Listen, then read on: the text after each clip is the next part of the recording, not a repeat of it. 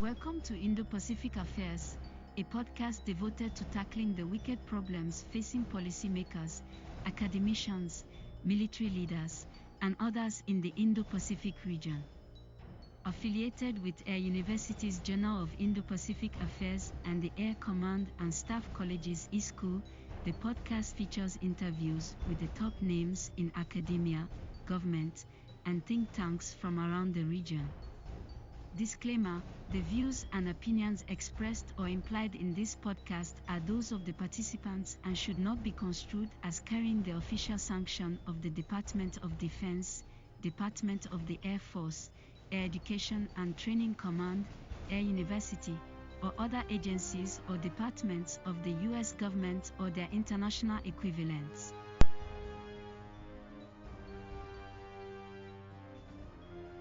Hello and welcome to the Air University Journal of Indo-Pacific Affairs podcast. I am First Lieutenant Shaquille James. I am currently an ICBM launch officer, a member of the Language Enabled Airmen program, and a host of the Air University Journal of Indo-Pacific Affairs podcast. I am joined today by Lieutenant Colonel Z. Miller, who is an instructor at the Air University Global College of PME and also a host of the JIPA podcast. Today we are joined by retired Army Colonel David Maxwell. David Maxwell is a retired Special Forces colonel with 30 years of service in the U.S. Army, with 20 of those years being spent in the Asia Pacific. He is currently a fellow at ICAS, the Institute for Korean-American Studies, and is on the board of directors for numerous organizations, including the Committee for Human Rights in North Korea, the International Council of Korean Studies, the Council of U.S. Korean Security Studies, and the Special Operations Research Association, to name a few. He holds degrees from both the U.S. Army Command and General Staff College, the School of Advanced Military Studies, as well as a degree in National Security Studies from the National War College. In addition, he also served as the Associate Director for the Security Studies program at Georgetown University and is currently a Senior Fellow at the Foundation for Defense of Democracies.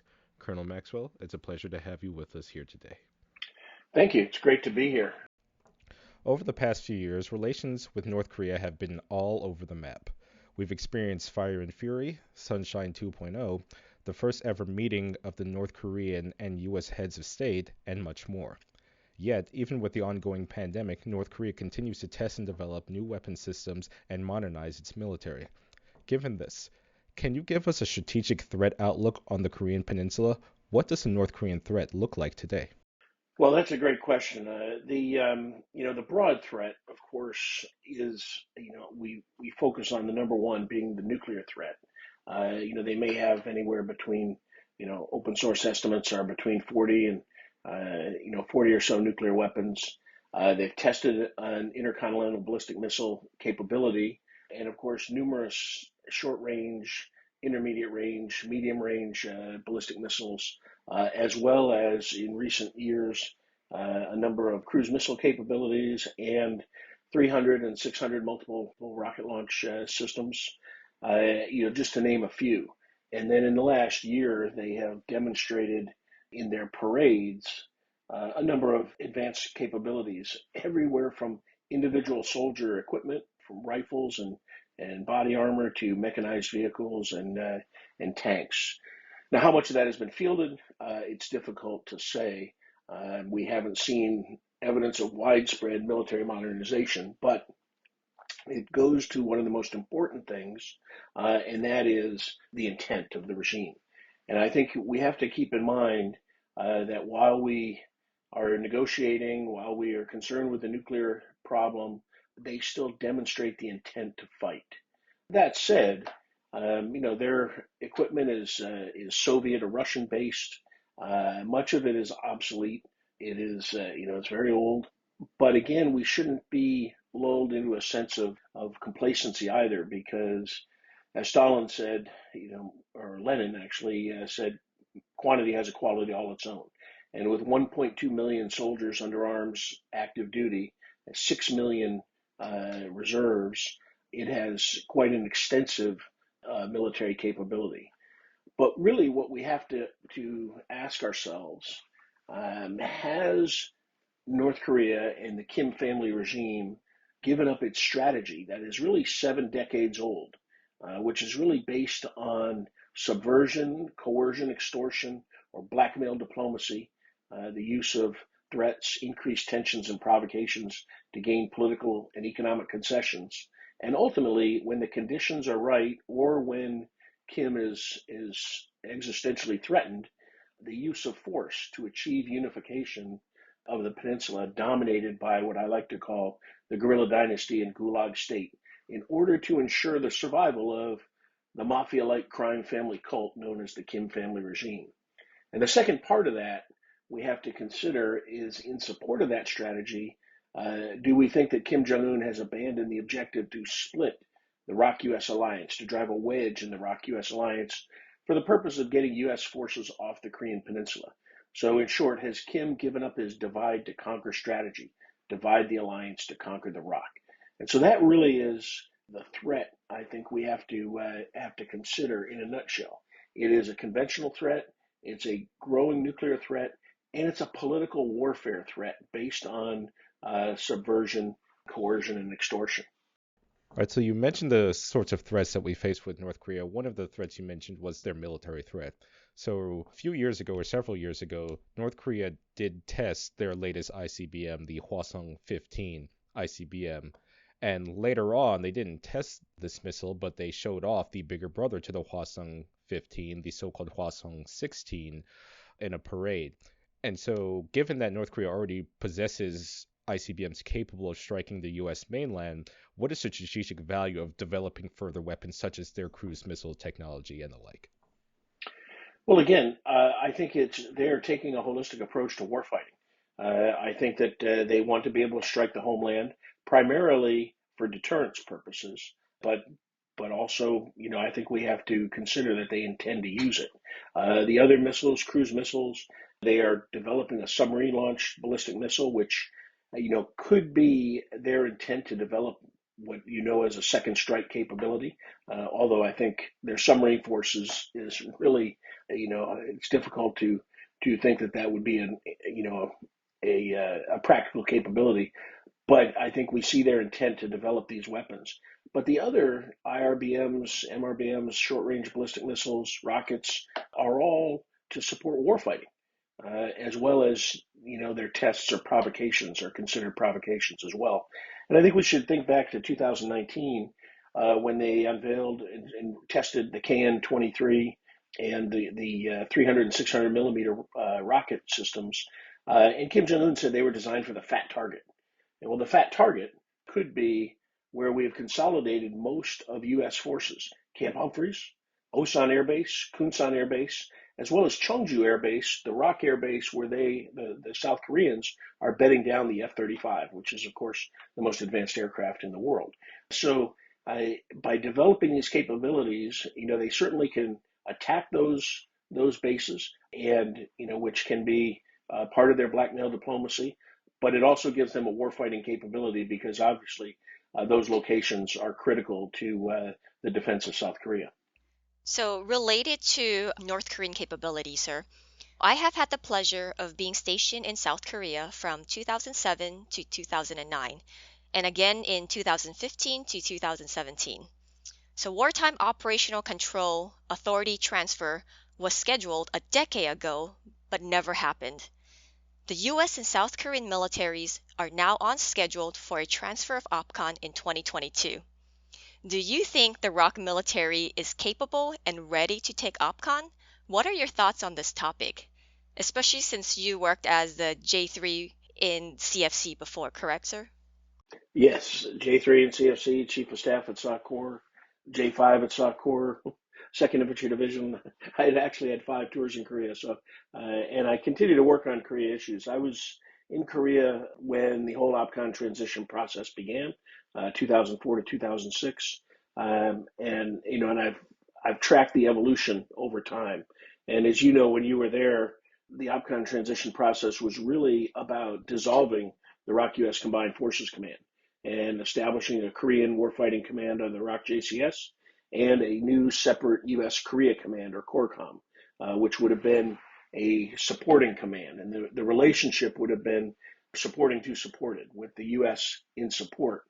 Over time, the commanders decided that the ROK-US CFC is the best combined command we've ever developed and ever been part of.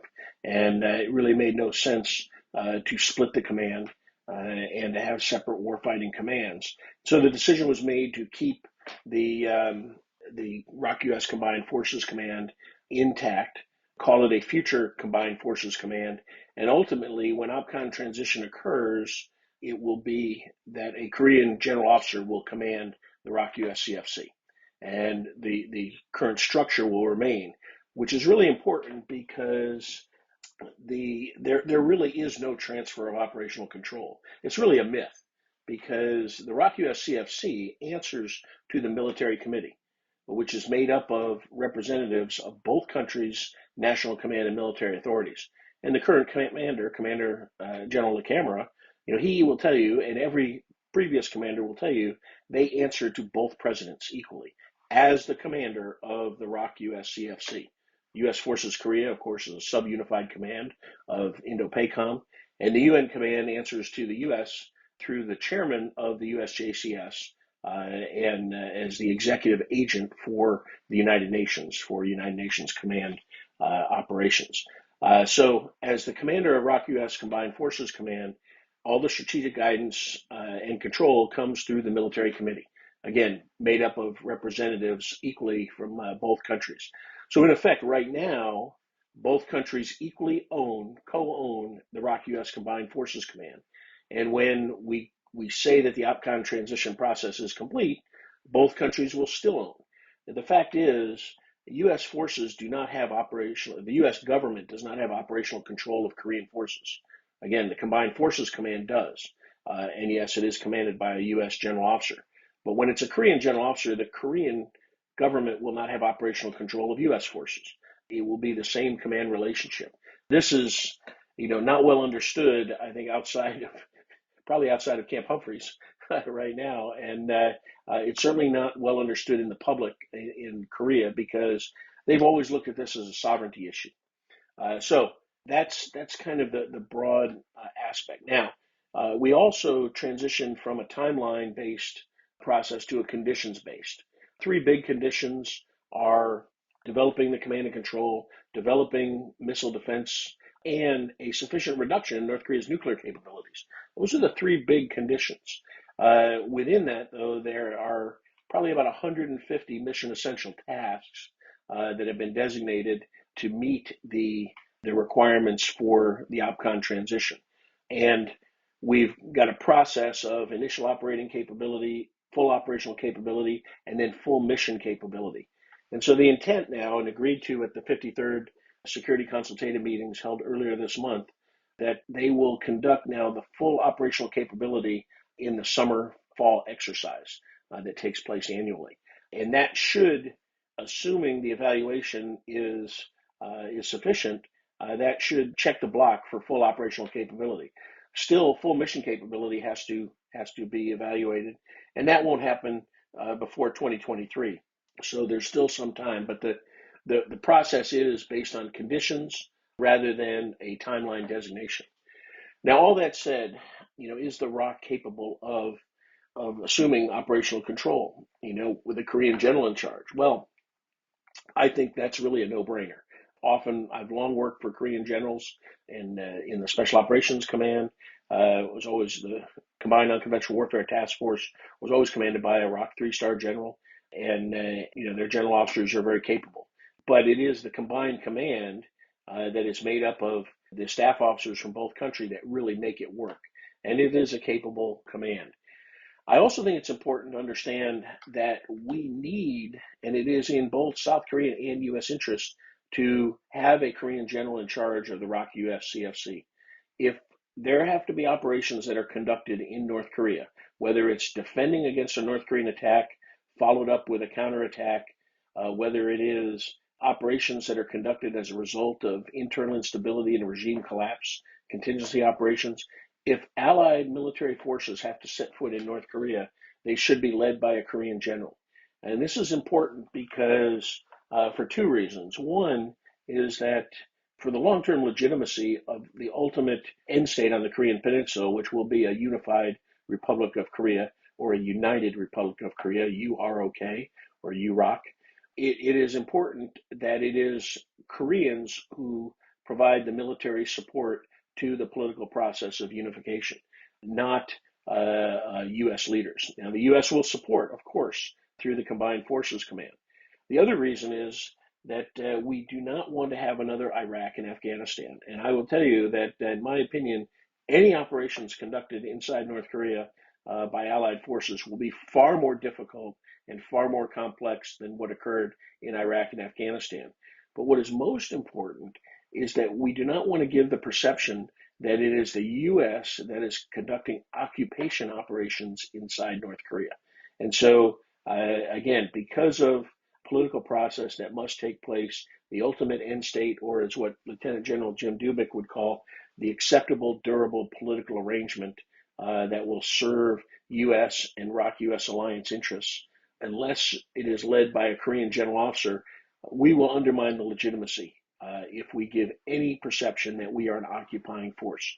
And so that's why I believe it's really important that we achieve this process and that we have the future ROK-U.S. CFC led by a Korean general officer with all the same support that we provide as part of the Mutual Defense Treaty and part of the guiding document, Strategic Directive Number 2, Terms of Reference, and the guidance that's given from the Military Committee. Colonel Maxwell, thank you very much for your explanation there. I think that that's a very good segue into the next question. So you mentioned in your answer how the Combined Forces Command essentially answers to both presidents, specifically about the South Korean side of this, the South Korean government. As I'm sure you know, fairly recently, the South Korean government made a statement suggesting that both North and South Korea agree on a formal end to the Korean War, at least, quote, in principle. Can you talk about the end of war declaration and what effect, if any, it would have on the security situation on the Korean Peninsula? Is such a declaration valuable? It's a very controversial question right now. And first of all, let me state up front that I think both of you, and I think every American and every Korean want peace on the Korean Peninsula. And we're technically still in a state of war because the war was halted by the Armistice Agreement in 1953, which only did four things. It suspended hostilities, established the DMZ, established a mechanism for managing the division at the DMZ, and it pledged both countries would not attack each other across the DMZ. And the last thing that it did, had a process for returning prisoners, which was actually the most difficult aspect of the negotiation for the armistice, and why it took more than 2 years to complete. So that's what the armistice did, and it's just a temporary suspension or cessation of hostilities. Now, paragraph 60 of the armistice says that, or it still says that within 90 days of the signing of the armistice, the leaders of the countries involved are supposed to come together to have a political solution of the Korea question. Of course, the Korea question is the unnatural division of the peninsula. They met a year later in Geneva, but those talks went nowhere. And so we still have a divided peninsula, and we have a temporary suspension, a 7 decades temporary suspension of hostilities. Now, President Moon has proposed the end of war declaration. He's not the first to do that. In fact, George W. Bush proposed it in 2004 or 5, and that was actually part of the six-party talks. It's not a new proposal, and many will say that really we're no longer in a state of war. There hasn't been a major attack since 1953, of course. Hundreds of provocations, hundreds of skirmishes. We've had the crab wars and the naval wars in the Northwest Islands and the West Sea. Of course, the sinking of the Chonoon ROK Navy frigate in 2010, murdering 46 South Korean sailors by a North Korean torpedo attack.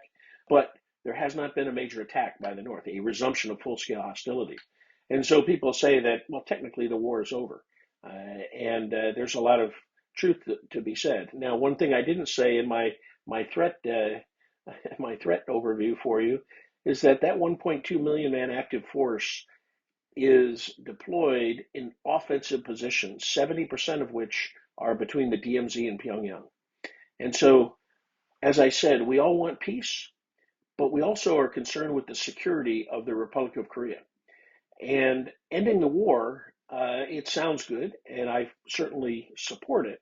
Of course, the Koreans will tell you it is only symbolic, it's not legally binding, because only a peace treaty will become binding by international law. And that will take some time to negotiate, of course. And that's a whole other story because both countries would have to change their constitution to actually recognize each other to enter into a peace treaty. But I'll leave that for another time. The problem with the end of war declaration, though, is that, and in fact, China, the United States, South Korea, and North Korea have all said they agree in principle. And of course, you put that in air quotes, and I will also. And the problem is, though, North Korea's strategy. And as I've said, I've written recently, paper and words do not trump steel. And there's a lot of steel in those artillery tubes along the DMZ. And there is nothing about an end of war declaration that will enhance the security of the Republic of Korea. Now, while North Korean forces are postured for offensive operations, South Korean forces are postured for the defense. 5 defensive belts north of Seoul and the Han River that are designed to defend against a North Korean attack. It is North Korea that has the hostile policy and aggression towards the South. But North Korea, it says that they won't negotiate until the United States ends its hostile policy. And many of the proponents of the end of war declaration, political factions both in South Korea and the United States, believe that it is the United States and the presence of U.S. forces that are actually hindering both denuclearization negotiations and the unification process. And so there are many, including Kim Jong-un, who want U.S. forces off the Korean Peninsula. When Kim Jong-un talks about the hostile policy of the United States, he doesn't want a security guarantee. He doesn't want a piece of paper. He wants significant action to demonstrate that we no longer have a hostile policy. And unfortunately, that significant action is an end to the ROK-U.S. alliance, removal of U.S. troops, and an end to extended deterrence and the nuclear umbrella over South Korea and Japan, which of course will give him a military advantage. And so that's what he seeks in the end of the hostile policy. Once we declare an end of the Korean War, it is likely that the political factions in both South Korea and the United States will seek to remove U.S. troops. The rationale being, we know we are no longer in a state of war. We can disband the United Nations Command and we can withdraw troops and save money. And so that is, of course, a very dangerous condition. Just as an aside, in 1997, when the highest ranking defector, Hwang Jung-yap, came to South Korea, one of the first questions we asked him was, North Korea has invested all their resources in developing their military, yet they have never attacked the South. Why is that? And his answer was, of course, looking at us like we had a unicorn growing out of our forehead, was that the presence of U.S. forces. He said that Kim Jong at the time, Kim Jong-il and then Kim Il-sung before him, knew that they could not win a war against South Korea if the United States supports it. And with our U.S. presence, our support was guaranteed. And so that's why they have a major objective to drive U.S. forces off the Korean Peninsula. Hwang Jung-yap also said that he knows that if North Korea attacks, they believe the United States will respond with nuclear weapons, which interestingly illustrates the importance of our declaratory policy, but it also provides understanding of the rationale for why North Korea has pursued nuclear weapons since the 1950s. I think it's important that people remember that. They have been pursuing weapons since the end of the Korean War. Through the 1950s, their first experimental nuclear reactor from the Soviet Union was in 1962. They sent 250 scientists to Moscow to get PhDs in technical disciplines in 1957.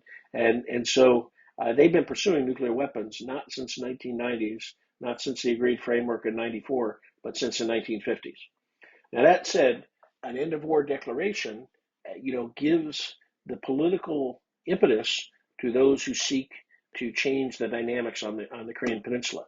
And what I'm concerned about is how a withdrawal of U.S. forces will affect the security of the Republic of Korea. And I believe that even though North Korea does not have the capability to win a war against South Korea, even if the U.S. forces are not present or do not support South Korea, I believe South Korea will win a war. We don't want to see that expenditure of blood and treasure. And the problem is that Kim Jong-un, with his lack of experience and lack of military advisors, only one general within his inner circle is a professional military officer. All of them are political officers. And so with his lack of experience, he may believe that he will have the correlation of forces to be able to win a war. And he could start it if he believes that he can do it when U.S. forces are off the peninsula, or when he is faced with no other option. He can believe that he has to execute his campaign plan to unify the peninsula to ensure security or the survival of the Kim family regime. So that is why I'm concerned about this push towards an end of war declaration. And ironically, again, the proponents have said, well, there's nothing to worry about because it's not legally binding. It's only symbolic. And then you have to ask yourself, why would Kim Jong-un want to agree to that? The last thing is that the proponents are basing their desires on a false assumption. And that false assumption is that having a symbolic end of the Korean War will bring Kim Jong-un to the negotiating table. And unfortunately, giving any kind of concession to Kim Jong-un will not cause him to change his behavior and act like a responsible member of the international community. It will cause him to double down on his political warfare strategy and his blackmail diplomacy, because he will assess that it works.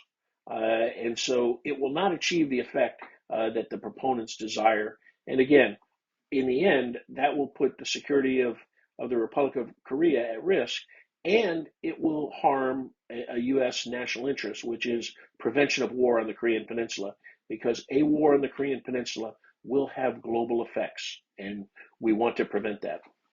Thank you very much for that answer. Very quick follow-up. So you mentioned we just spoke about the end of war declaration. I wanted to ask about another common term we hear when it comes to relations between North Korea, South Korea, and the United States, and that is the term denuclearization. On paper, it seems like we tend to agree on the need for denuclearization, but there also seems like there might be some daylight between the different parties on what exactly denuclearization means. Can you talk about the U.S. definition of denuclearization and the North Korean definition of denuclearization and how they might be different? Well, yes. And of course, in 2018, President Moon and Kim Jong-un, and in June of 2018, President Trump and Kim Jong-un, in their statements, agreed to the denuclearization of the Korean Peninsula. Actually, we mean the denuclearization of North Korea, because as everyone knows, there are no nuclear weapons in South Korea. In fact, in 1992, there was the North-South Agreement on Denuclearization, an agreement to not have nuclear weapons, and the United States unilaterally withdrew the tactical nuclear weapons that were present on the Korean Peninsula, and withdrew them with no negotiation, no reciprocity from the North to halt its nuclear program, which we knew existed at the time. And so the South is in effect denuclearized. But we agreed to the term of denuclearization of the entire Korean Peninsula because we thought, well, South Korea is already denuclearized. All we have to do is denuclearize North Korea. But Kim Jong-un doesn't look at it that way. Kim Jong-un looks at denuclearization of the peninsula, and I've already described this, and I'll say it in a different way. He believes that in order to denuclearize the Korean Peninsula, the U.S. troops must be removed. Why is that? Because U.S. troops bring access to nuclear weapons. We have brought strategic assets to the peninsula, which may or may not have been nuclear capable, but he believes that they are nuclear capable. He believes that almost all U.S. Military assets, ships, submarines, and strategic aircraft are all nuclear capable. And so what he wants to denuclearize, and he wants denuclearization to begin in South Korea. And so that means the withdrawal of U.S. troops, and again, the end of extended deterrence and the nuclear umbrella over South Korea and Japan. And so then, and only then, will he begin to denuclearize the North. And of course, for us, we want a complete declaration of all their nuclear facilities and capabilities, identifying all their sites, from research and development through production, storage, and launch capabilities. We want all of those facilities to be dismantled, completely dismantled, removed, and all of the existing weapons rendered safe and removed from the Korean Peninsula. So we have two very different views of denuclearization of the Korean Peninsula. And of course, the other thing is that, the Singapore Agreement really led to Kim Jong-un's view that first we would like to build trust, or first reduce tensions, build trust, and then denuclearize. For the United States, it is really denuclearize, then we will build trust, and then we will normalize relations. And so we have two opposing views of the negotiation process. Now, the current administration, I think, will be more flexible. They are talking about principled and practical negotiations. They are, they stand firm, though, on full implementation of all UN Security Council resolutions, which means sanctions remain in effect until compliance. But they are willing, I believe, based on their statements, to negotiate an action for action process, where there is dismantling of Yongbyon and then certain waivers of sanctions for certain types of items, things like that, but not a full lifting of sanctions until the process is complete.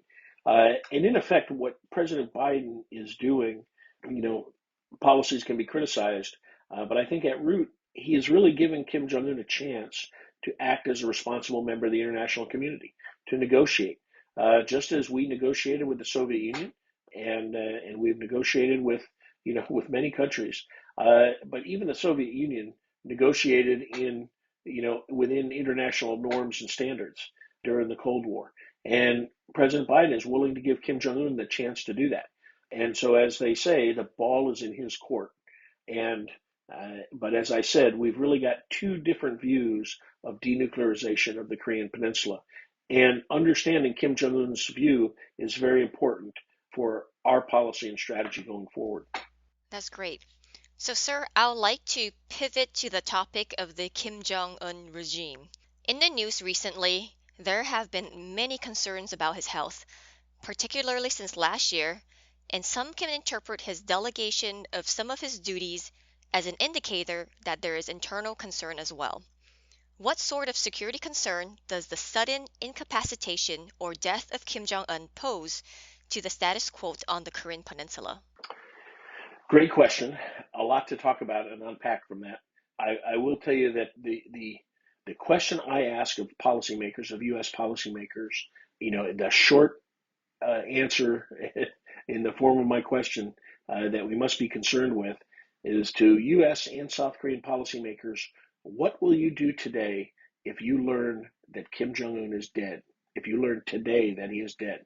And I ask it very specifically because we might not learn when he dies. We will only learn that he has died when that information is revealed. And so we may not know when in fact he has died. In fact, because of COVID now, because of we know from the past two deaths of Kim Il-sung and Kim Jong-il what the process is. They lock down the country, they bring their political leaders to Pyongyang, and they go through their succession process.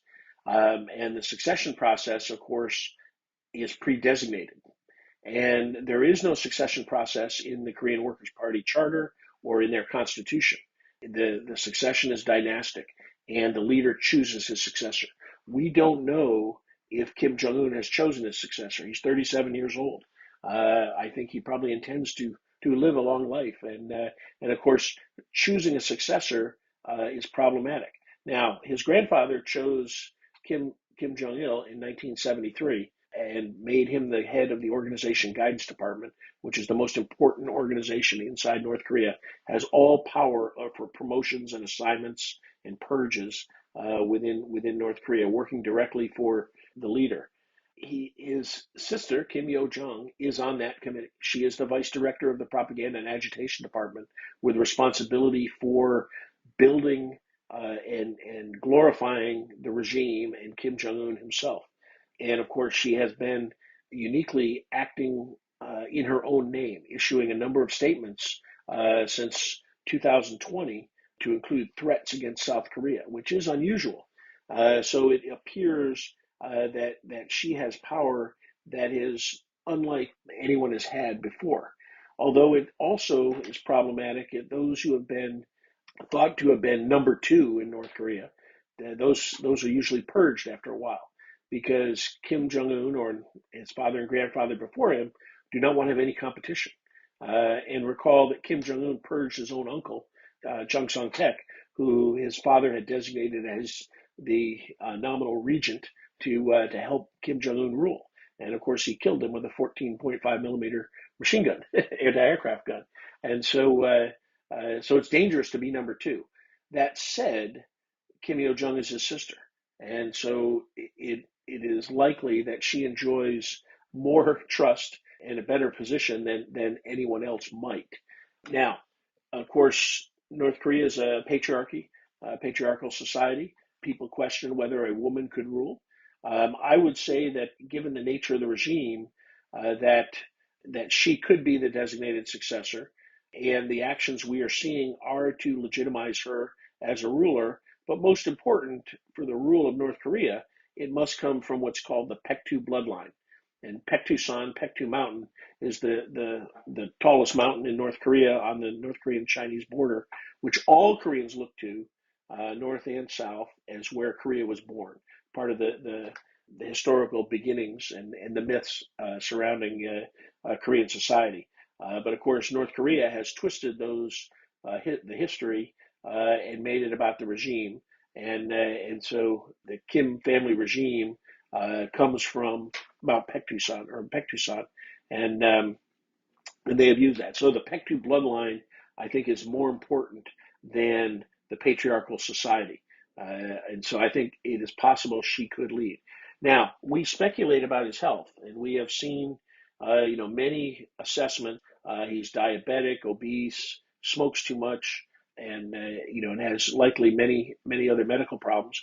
And like his father before him, we've had extended periods of not seeing him. And Kim Jong Un, we know, likes to go to Wonsan, where he grew up as a child, to his villas there. And of course, over the last 2 years, because of COVID, he has probably been more isolated than normal. But every time there's an extended absence of him from view, the speculation rises that he's sick, getting an operation, and of course, the extreme rumors that he's on his deathbed.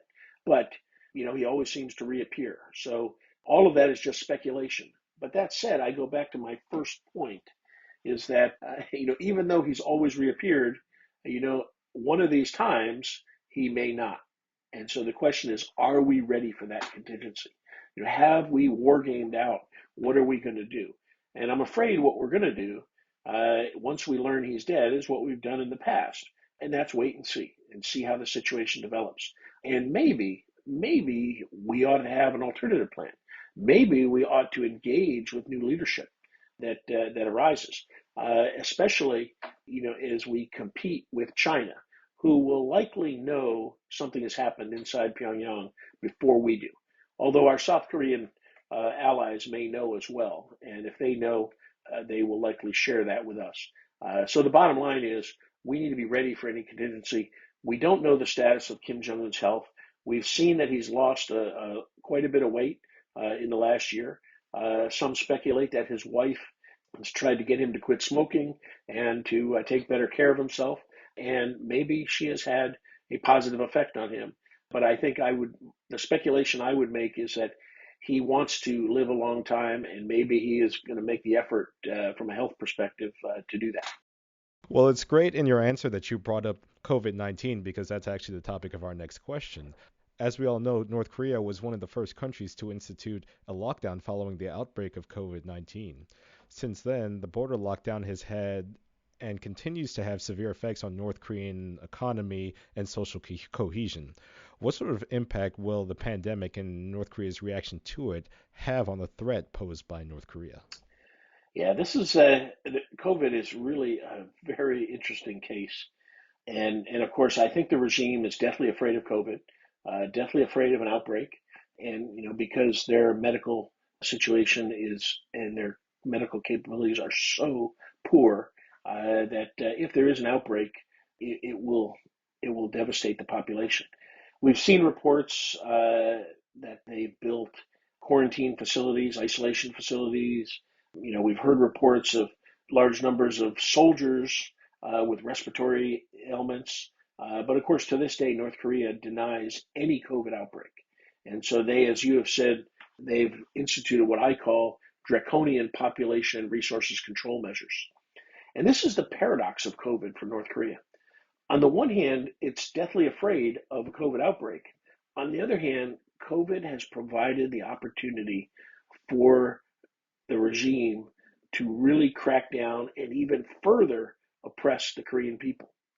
And we need to make the comparison between the present and the arduous march of 1994 to 1996, the Great Famine, which during that time the conditions may have caused up to as many as 3 million people to perish from the conditions. And that was a very difficult time because the regime's public distribution system failed and people really had to fend for themselves.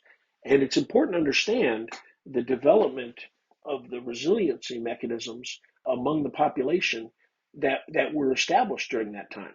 Since the public distribution system failed, the people had to fend for themselves because no longer were food and other essentials delivered to workplaces. So what happened is that the people started developing markets, and the people that really excelled at this were the women, were the wives and mothers. And it is the wives and mothers in North Korea who are really responsible for the resiliency inside North Korea.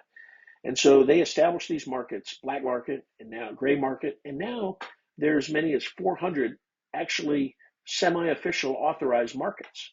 Unfortunately, they've grown pretty well. A rise of a dongju class, a moneyed class of people, and the use of foreign currency, and of course information. And all of this leads to a reduction of control by the regime. The use of foreign currency, dollars, euros, RMB, 6.5 million smartphones now operate within North Korea, which are critical for pricing information and for shipping and movement of goods. And of course, with COVID, it provided the perfect opportunity to do what you already said, shut down the border to not only legal trade with China, which is the lifeline, but also smuggling, which is another major avenue of goods coming into North Korea. And so, of course, they've instituted shoot to kill orders on the border for people going either way across the border. And they've started cracking down, trying to take away foreign currency, stopping movement of people, and cracking down on information. We see the reports that are just being released that a 14-year-old student who watched a South Korean video or a teenage student was sentenced to 14 years hard labor. So people are being executed for watching videos from the outside world and the like. So all of this, they have used COVID to crack down on the people. Now, the problem with this is, and one of the things I'm most concerned about, again, in the famine in 94 to 96, they developed markets to deal with this. The regime survived though because of the Sunshine Policy. Kim Dae-jung in 1997, his theory was that if they provided aid to North Korea, it would change their behavior. And so from 97 to 2002 was the Sunshine Policy. From 2002 to 2007 was the Peace and Prosperity Policy by President Roh Moo-hyun. And of course, President Roh's chief of staff was Moon Jae-in. And so as you said, we've seen Sunshine Policy 2.0 because Moon Jae-in believed that Sunshine Policy, should be implemented. Of course, the problem is now there can't be a Sunshine Policy, a real Sunshine Policy, because During that time, South Korea transferred hundreds of millions of dollars to North Korea, including $500 million just for the meeting between Kim Dae-jung and Kim Jong-un, which of course won Kim Dae-jung the Nobel Peace Prize. But that was really based on a bribe. So there's not going to be that transfer of funds to help the regime. And because of the crackdown on markets, the people do not have the safety valve that they developed for the last 2 decades since the arduous march. And so all of that together really provides a situation and the conditions that could lead to internal instability, unrest, in particular if the military is affected. And if the Kim family regime cannot provide for the military, for the entire military, we're going to start seeing a competition for resources. We already see the military, siphoning off resources from the population. There's a parasitical relationship there. But, that well is running dry because the people can hardly take care of themselves. And so the military, you can't get, blood from a stone. And so we could see real problems. And that's what I really worry about because of COVID. And of course, the other thing is that people will blame sanctions, they'll blame COVID and for the suffering. We should remember that Kim Jong-un is making hundreds of millions of dollars in illicit activities around the world. Not only his cyber attacks that are global, but the global drug trafficking, counterfeiting of cigarettes, counterfeiting of medicines, the use of slave labor. He is raking in hundreds of millions of dollars. And he could use this to take care of the people, but he refuses to take care of the people. He has refused offers of vaccines from COVAX, from South Korea, even from the United States, and from China and Russia as well. He's refused all of that help. And so when we talk about the Korean people suffering, we need to keep in mind that the responsibility for their suffering is not from our sanctions, not from COVID.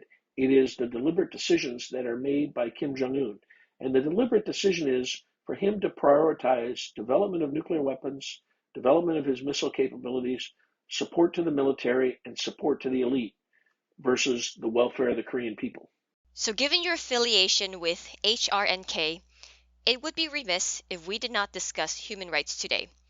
Can you talk about the intersection between human rights and North Korean security concerns?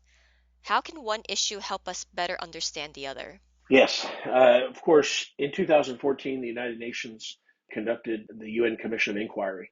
Justice Kirby from Australia, led a study. And of course, they determined that human rights abuses and actually crimes against humanity being conducted inside North Korea on a scale we haven't seen since World War II. I mean, the human rights situation is just abysmal, is probably too kind of a word. I mean, it's a terrible, terrible situation. We have to understand, and I believe that human rights is not only a moral imperative, it is a national security issue. And one of the reasons is because Kim Jong-un must deny the human rights of the Korean people in order to survive. Dr. Jung Pak, who's now the Deputy Assistant Secretary of State for East Asia Pacific, formerly of Brookings, formerly of the CIA, she often asks the question, who does Kim Jong-un fear the most, the United States or the Korean people in the North? And the answer is, it is the Korean people in the North, in particular when they are armed with information. The people pose an existential threat to the regime. And so Kim Jong-un has to oppress the population. And of course, the system that they put in place that Kim Il-sung designed called Songbun, which is the social classification system, 51 classes of society, 3 broad classes of the elite or the loyal class, the wavering class, and then the disloyal class, that determines your stature in life. But it's designed to control the population, and it oppresses the population. And so this is really it's a terrible, terrible system. So human rights inside North Korea are just a tragic situation. Now, the people inside North Korea, and as difficult as this for us to understand because we have enjoyed freedom, we understand freedom, they really don't have a good grasp the fact that their human rights are being denied. In fact, their constitution calls for freedom of speech, freedom of religion, all of the freedoms Ironically, North Korea, they gave themselves all the great names for a government. They're democratic, they're the people's, and they're a republic. So they've embraced all those names in the name of propaganda.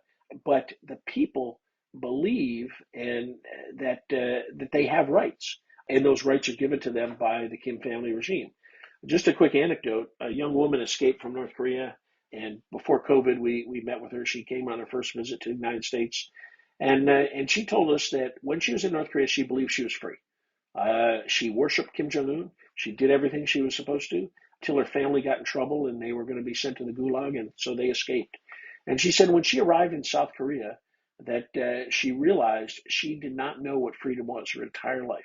She had never seen it until she stood on the street in Seoul and saw the Korean people in the South and how they lived, worked, played, and she realized she had no idea what freedom was. And now she remained deathly afraid in South Korea because she was always on the lookout for U.S. soldiers, because she had been taught that U.S. soldiers occupy South Korea, control South Korea, and would abuse Korean women at their whim. And so until she learned that there weren't U.S. military forces occupying Seoul, she finally, realized and learned that everything she learned inside North Korea was a lie. And when she came to the United States, she felt when she came to Washington, D.C., that she saw real freedom. It was really heartwarming to hear that from somebody who grew up inside North Korea. But that illustrates, I think, the fact that human rights don't exist, but the people don't know they don't exist. And one of the things that we have a responsibility to do, and the UN Commission of Inquiry said this, is to provide information into North Korea. One of those human rights abuses is the isolation of the North and the prevention of outside information getting to the population. And so we have a responsibility to provide the truth about the outside world, the truth about human rights, the truth about how people should be treated with dignity. And so we should have a comprehensive information influence campaign to get information into North Korea.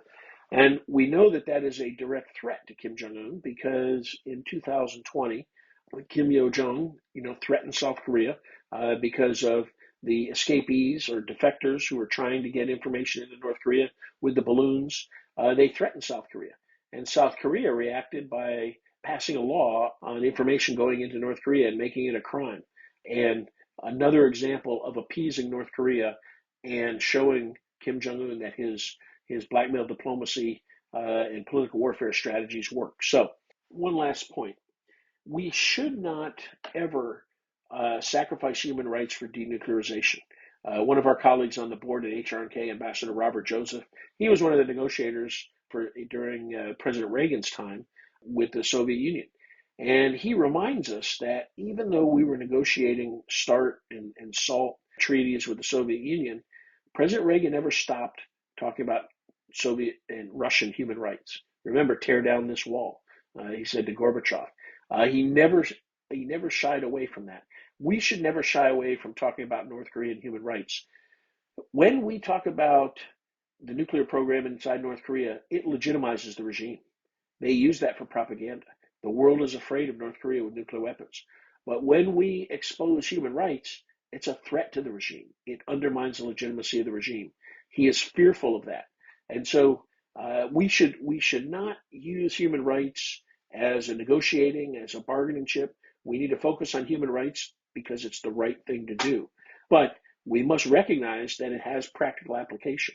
And that practical application is ultimately for helping the Korean people. But it will undermine the regime. But we should never use it as a bargaining chip.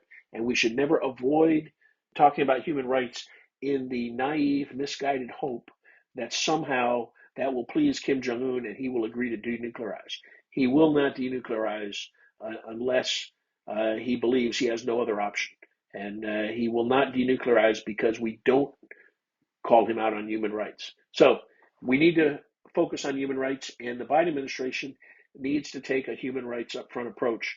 And I think Ambassador Thomas Greenfield's statements at the UN yesterday, as they exposed North Korean human rights, the UN Security Council, I think that's an example that the Biden administration plans to maintain a human rights upfront approach, though I will criticize the administration because they have not yet appointed an ambassador for North Korean human rights. And we haven't had one since Ambassador Robert King when he left office in 2017. The previous administration violated the law by not appointing one. And the Biden administration needs to get their ambassador in place to focus on this. Thank you very much, Colonel Maxwell. Here, we have one more question for you. With all of that in mind, everything that we've discussed today, from the nuclear issue to the human rights issue to the security issues, what do you believe is the appropriate U.S. policy towards North Korea?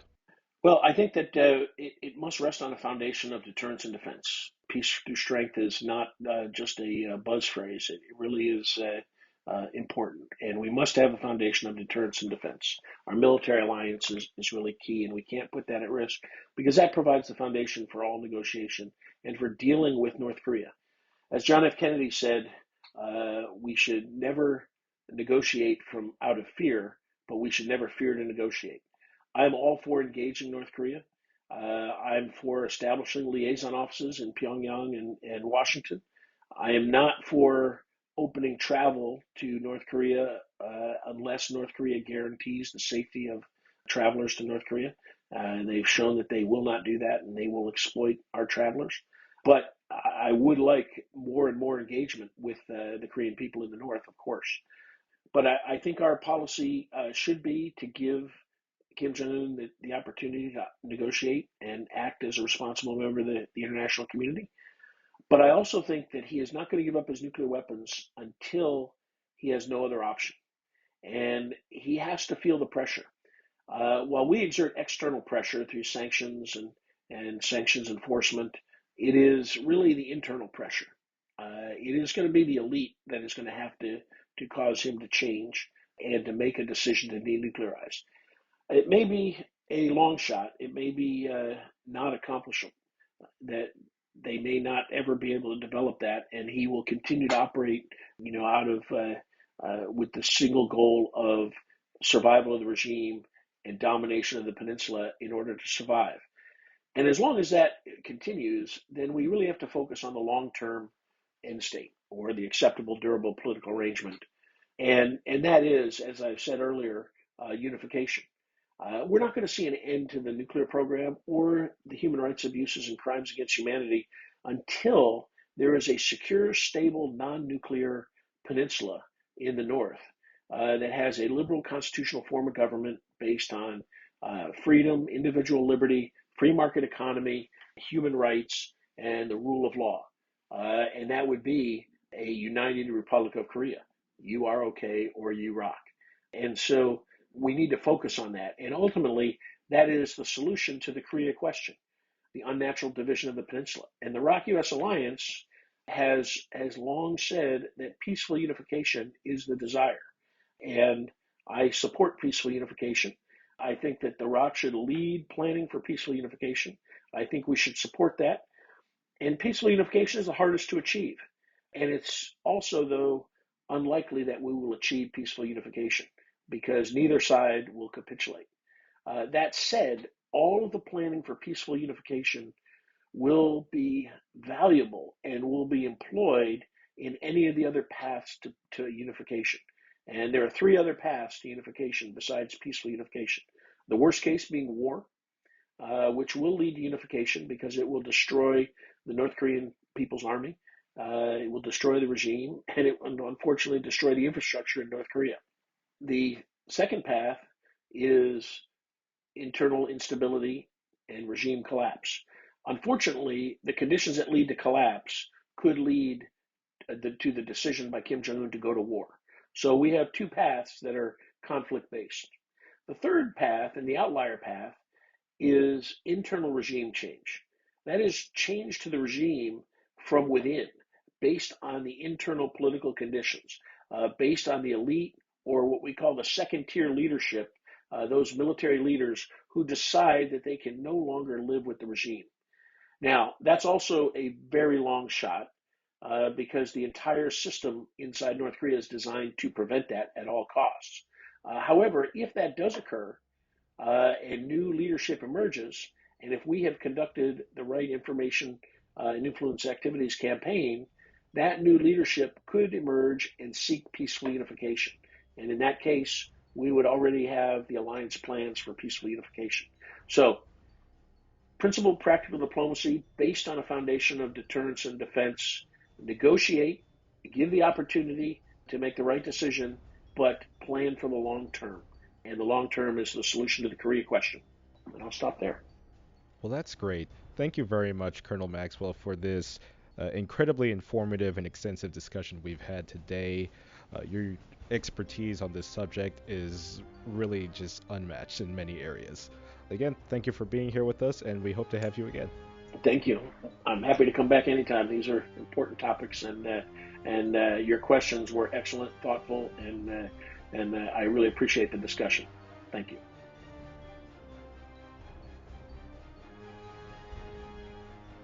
Thank you for listening to this episode of Indo-Pacific Affairs. We hope you enjoyed the interview. You can engage with authors and others via our Twitter feed at journal_Indo. You can also interact with us on the Journal of Indo-Pacific Affairs Facebook and LinkedIn sites.